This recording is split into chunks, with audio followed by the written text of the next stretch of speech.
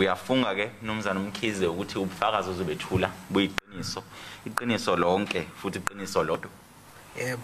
Uthe uma eqeda kufungiswa uNtethelelo Umkhize watshela isigcawu ukuthi imoto ababehamba ngayo iyamiswa yiqulu labomdabu waseNdiya emva kwalokho lwasuka uthuli lwezichwe.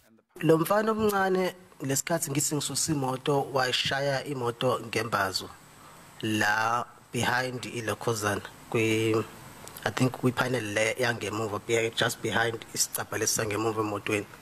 Ugubhela uthi kunomunye womdabu waseNdiya owayephethe imbazo wabala nezinye izikhali ezayiphethwe amanye amaNdiya ebahlasela ngosuku lwesigameko. Abanye babephethe ocelemba, abanye bephethe ama golf sticks and ama bats lawa abawaphethe, and others were carrying guns.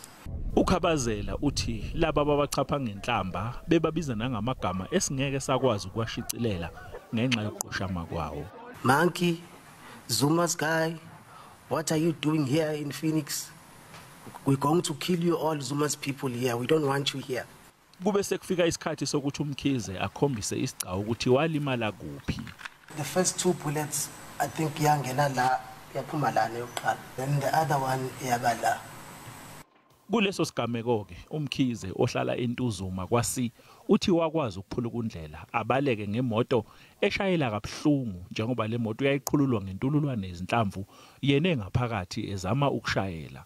Wabaleka kanjalo ke wagcina equleka ngenxa yokopha, wagcina ephaphama esemtholampilo wasePhoenix engazi ufike kanjani.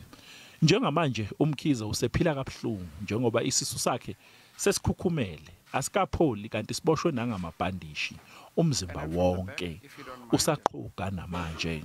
Ugubhela uthi omunye ababehamba naye babemhlohloloza ngesibhamu besifaka emlonyeni bagcina bemhlahlele ngembazo.